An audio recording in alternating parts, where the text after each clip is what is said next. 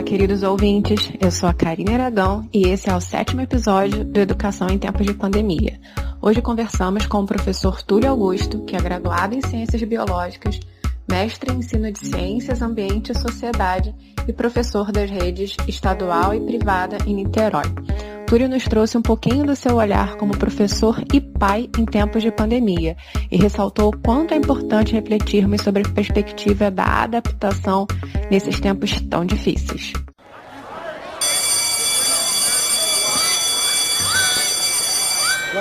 Túlio, a gente tem discutido bastante aqui no Nadando na Modernidade Líquida sobre as nossas novas experiências com o tempo, desde o dia 13 de março, em que a quarentena foi iniciada. E aí eu queria saber de você, enquanto sujeito vivendo essa imprevisibilidade, enquanto pai, como docente de biologia, você acha que a sua experiência como professor de ciências biológicas nesse tempo de quarentena, nesses 2 meses, te trouxe algumas experiências particulares? E, no geral, como que você tem experimentado os seus dias desde o dia 13 de março?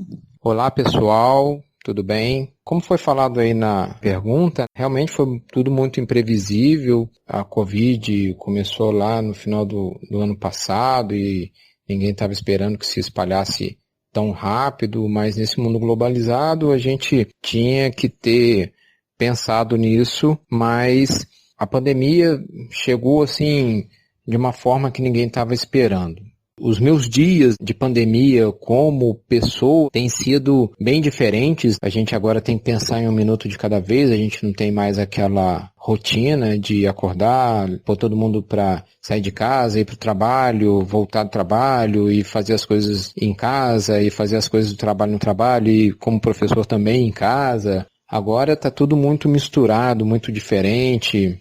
Muito uma coisa de cada vez, a gente tem que pensar muito nisso, uma coisa de cada vez. Eu tenho que colocar todo o meu conhecimento em prática, né, porque a minha formação em ciências biológicas me dá essa possibilidade, porque eu tenho que proteger não só a sociedade como um todo, mas principalmente minha família. Eu tenho em casa uma esposa e um filho de 8 anos, os dois são grupos de risco, e aí eu tenho que ter esse conhecimento para que eu não traga para dentro de casa o vírus e contamine a eles. Isso é primordial. Apesar da gente ter que sair, fazer compras, ir à padaria, o mínimo possível e num tempo mais rápido possível. Como pai, eu tenho tido muito mais tempo com meu filho, vivido experiências muito mais diretas com ele e eu tenho ajudado ele muito nas tarefas de casa, da escola, e isso para ele está sendo um pouco difícil porque ele não consegue entender muito bem que o espaço escola e o espaço casa agora viraram uma coisa só. Para ele isso aqui ainda é só a casa dele, então a gente precisa trabalhar isso muito bem com ele. Acredito que isso possa estar acontecendo em outros lares também, mas a gente trabalha isso muito com ele. Então, assim, a afetividade tem crescido ainda mais porque a gente tem passado muito mais tempo junto, mais tempo do que a gente passava. E como professor, eu tenho utilizado ainda mais os meus conhecimentos, os meus estudos, as minhas pesquisas nas minhas aulas. O ideal é que a gente tivesse isso ao vivo, passando junto com o toque, com a presença, porque nada substitui isso. Isso é a parte mais importante da educação. Um dos pilares da educação é você ter contato direto com os seus alunos. Mas, no momento, isso não é possível. A gente está num afastamento social, a gente está num tempo de pandemia, onde que a gente precisa evitar o contato e o contágio. E, então, a gente está fazendo o possível com o nosso conhecimento, com a tecnologia que a gente tem. E isso nos deixa um pouco frustrados porque tudo aquilo que eu poderia compartilhar com meus alunos e os meus alunos compartilhar comigo no presencial não está mais ocorrendo. E isso é a parte pior de tudo, né? Além, é lógico, de todas as mortes, de tudo que está ocorrendo. Como eu falei, é um dia de cada vez, um minuto de cada vez, um segundo de cada vez, e a gente precisa viver isso para que a gente possa ter uma história futura. A gente vai ter essa história. A gente está conciliando esse conteúdo programático que nós temos, principalmente no 7º ano, no ensino médio, com o cotidiano. A gente está trocando muita ideia, isso tudo virtualmente. A gente põe os alunos para pensar e colocar em prática, nesses tempos de pandemia, todo esse conhecimento que ele vai pesquisando, que ele vai adquirindo, mas isso, se fosse no presencial, seria muito melhor. É interessante essa sua visão, né, a sua sensação de que o tempo corre de maneira diferente e as experiências diferentes que você está tendo como professor e com o seu filho em casa, né? Acho que você experimenta o ensino remoto das duas formas, como pai e como docente. E nessa perspectiva, assim, considerando toda essa situação inconstante, imprevisível e uma situação de dores, que a gente não pode deixar isso de lado. A gente está vivendo um tempo de dores, de perdas, em que a nossa esperança, se é que ela ainda existe, né, para quem consegue mantê-la, ela está certamente ferida. O que você vê como possibilidade, considerando a área de biológicas nesse momento? Quais seriam, por exemplo, os objetivos a serem alcançados por um ensino nesse momento de pandemia? Bem, eu montaria meus objetivos da seguinte forma. Acho que o primeiro seria manter um contato com os alunos, né? E aí a gente tem que mostrar aos alunos que nós estamos próximos, mesmo que afastados, né, pelo afastamento social, mas que nós estamos ainda perto deles para que eles tenham um pilar de sustentação nessa educação.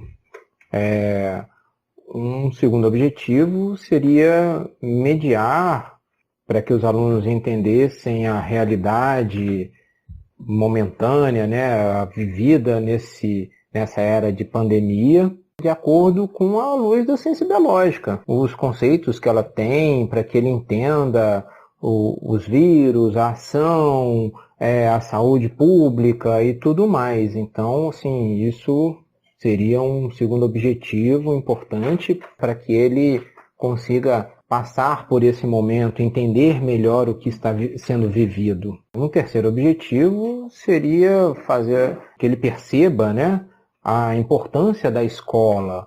A escola, ela tem esse ponto de relação humana muito, muito forte. Então, ele precisa ter esse entendimento para que a escola continue existindo cada vez mais forte, né? A partir do momento que ele percebe isso, ele também cria, ou pode criar, pode despertar nele um sentimento de pertencimento àquele espaço. Isso é importante, isso faz com que o aluno se sinta parte da escola e não apenas um lugar que ele vai e volte para casa, né? Isso faz uma grande diferença na educação hoje. Um outro objetivo que eu tenho também seria a identificação, né, das falhas tecnológicas, que a tecnologia hoje desenvolvida pelo ser humano ainda é bem precária, né? A gente ainda tem dificuldades aí com energia elétrica, com transmissão de dados, né, com equipamentos. Então, isso assim, a gente desmistifica um pouco que a tecnologia é imbatível, é infalível, e isso eu acho que está sendo muito percebido neste momento pandêmico. Nesse momento que a gente está precisando muito desse tipo de tecnologia, a gente começa a perceber as falhas que no cotidiano a gente deixava passar, porque não era tão usado, ou se era usado não era percebido. E assim, um outro objetivo que eu acho que é um dos mais importantes, né, que é um conceito biológico, seria o da adaptação, o conceito da adaptação.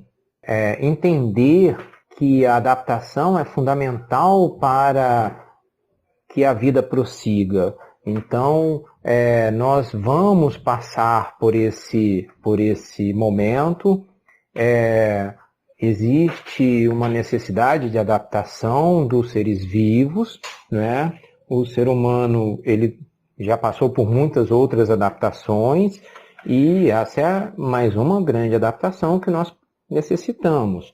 E o entendimento do aluno neste conceito de adaptação e neste momento que é necessária essa adaptação é fundamental. Então, ele precisa, nós precisamos, né, passar por isso, e se a gente tiver um conhecimento mais amplo, facilita essa passagem. Eu acredito que essa adaptação num mundo pós-pandêmico é de grande necessidade e a gente vai ter que ter esse mundo diferenciado. Nós não vamos mais, ao meu ver, ter um mundo como tínhamos. E isso, para mim, é um ponto fundamental. Nossa, Túlio, muito bacana te ouvir falar assim sobre adaptação com um olhar tão envolto pela sua área de conhecimento. E enquanto você falava, eu fiquei aqui pensando o quanto as nossas colocações realmente são influenciadas pelos temas que a gente pesquisa, pelos nossos temas de interesse. Muito bacana. E eu queria, então, fazer uma analogia a esse tema da adaptação que se levantou e te perguntar qual é a sua opinião, qual é a sua perspectiva de olhar para esse ensino remoto, para esse formato de ensino remoto que chegou para a gente como um suplemento diante da sala de aula, diante da impossibilidade de estarmos em sala de aula, na verdade. E queria te perguntar se você tem algumas dicas para tornar essa adaptação suplementar algo mais plausível, mais eficiente na medida do possível. Compartilhando algumas vivências minhas, né, com meu filho, colocando no papel de pai, percebendo que os medos que afloram nele, as ansiedades, as vontades de adquirir mais conhecimento, de aprender mais, isso tudo faz com que as crianças se sintam, ou pelo menos que meu filho se sinta um pouco que sozinho nessa caminhada. E isso me faz pensar que eu preciso perceber isso nos alunos, nos meus alunos. Em um momento agora como professor, eu tenho que me posicionar no lugar do outro, eu tenho que enxergar o que o outro pode passar ou pode estar passando, né? Então eu tenho que perceber se ele vai ter dificuldades de realizar as tarefas que eu passo, se ele tem mecanismos para realizá-las, se ele vai entender as propostas,